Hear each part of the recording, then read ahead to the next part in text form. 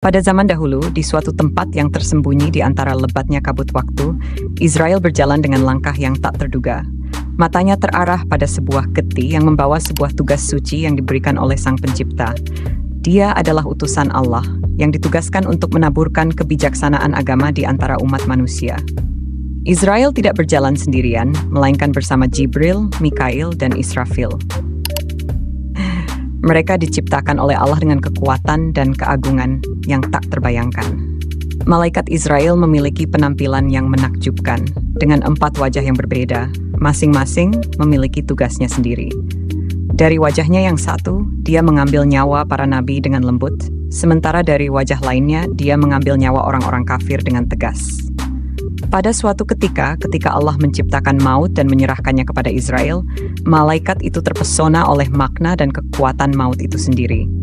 Dalam kebingungannya, dia pun jatuh pingsan selama 1000 tahun sebelum akhirnya sadar kembali. Dalam kerendahan hatinya, dia bertanya kepada Sang Pencipta tentang keberadaan makhluk yang lebih besar dari maut itu sendiri.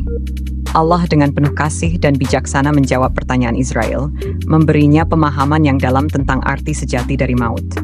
Setelah itu, Allah memerintahkan Israel untuk menjalankan tugasnya dengan penuh tanggung jawab, mengambil nyawa para makhluk ketika tiba waktunya.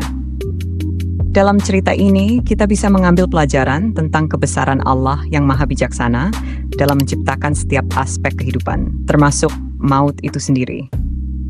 Kita juga belajar tentang kesadaran dan pertanggungjawaban dalam menjalankan tugas-tugas yang telah dipercayakan kepada kita. Semoga cerita ini dapat menginspirasi kita untuk selalu berada di jalan yang benar dan bertanggung jawab dalam setiap tindakan kita.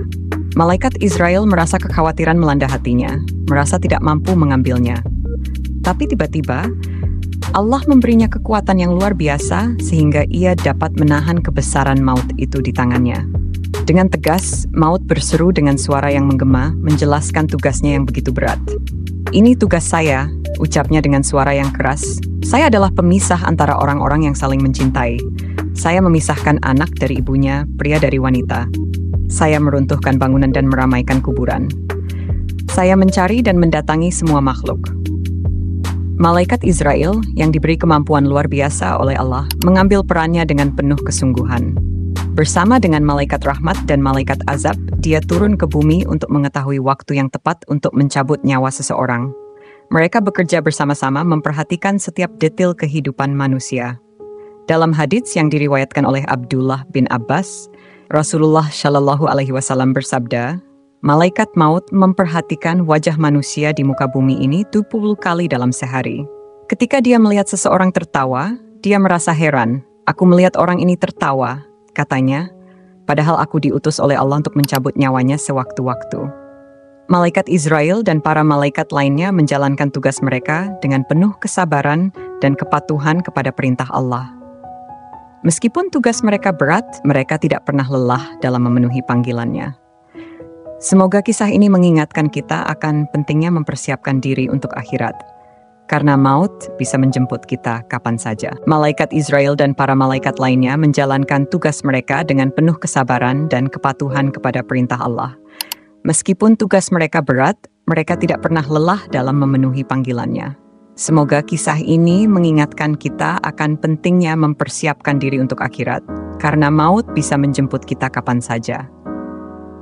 Namun, di tengah kesibukannya mencabut nyawa, malaikat Israel terkadang terpesona dengan keindahan dan kerumitan kehidupan manusia. Dalam momen-momen singkat seperti itu, dia merenungkan betapa rumitnya takdir manusia dan bagaimana setiap detail kehidupan mereka diatur oleh Sang Pencipta. Betapa ajaibnya kehidupan manusia, gumam malaikat Israel sambil memperhatikan seorang anak yang bermain riang di halaman rumahnya. Mereka begitu sibuk dengan dunia mereka sendiri, tanpa menyadari bahwa kematian bisa menghampiri mereka kapan saja.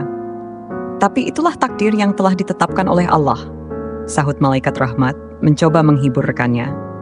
"Kita hanya bisa melaksanakan tugas yang telah diberikan kepada kita dengan penuh keikhlasan." "Mungkin benar," jawab malaikat Israel, tetapi keraguan tetap menghantui pikirannya. "Tetapi terkadang aku merasa kasihan pada mereka yang tidak menyadari keberadaanku. Mereka terlalu terlena dengan kesenangan dunia ini." Malaikat Israel, "Jangan ragu dengan tugasmu," ucap malaikat azab dengan tegas. Kita adalah hamba Allah yang diutus untuk menjalankan perintahnya. Kita tidak punya hak untuk meragukan kebijaksanaannya.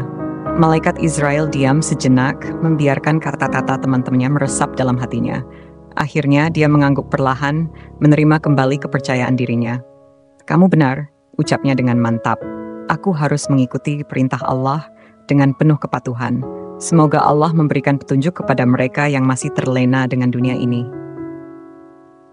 Dalam keheningan yang mengikuti, para malaikat itu kembali melanjutkan tugas mereka, siap untuk menjemput siapapun yang telah ditakdirkan waktu kematian mereka tiba. Saat itulah, malaikat Israel merenung dalam hatinya, "Andai saja aku mengetahui betapa pedihnya saat roh diambil, mungkin aku akan bertindak dengan lebih hati-hati." Tugasnya yang tak terbayangkan begitu berat, tapi dia memenuhinya dengan penuh kesungguhan. Setelah memberikan peringatan kepada orang kaya tersebut, malaikat Israel dengan tegas menyatakan, "Berwasiatlah segera, aku akan segera mencabut nyawamu sebelum kau sempat keluar dari rumah." Tanpa penundaan, nyawa orang kaya itu pun diambil, meninggalkan kerabat dan keluarga yang terpukul dan terguncang. Para kerabat yang ditinggalkan terperangah, menyadari bahwa harta dan kekayaan tidak bisa menyelamatkan mereka dari panggilan maut. Mereka menangis, menyesali sikap mereka yang terlalu bergantung pada harta duniawi. Beberapa bahkan mencoba menawarkan harta mereka kepada orang miskin sebagai upaya terakhir untuk mendapatkan keselamatan. Namun, mereka belajar sebuah pelajaran yang pahit. Kekayaan dan status di dunia tidak akan mengubah takdir seseorang di akhirat. Yang benar-benar berharga adalah iman dan amal saleh yang telah dilakukan selama hidup. Mereka menyadari bahwa hanya dengan fokus pada nilai-nilai agama dan persiapan untuk akhiratlah mereka bisa mencapai kebahagiaan yang abadi.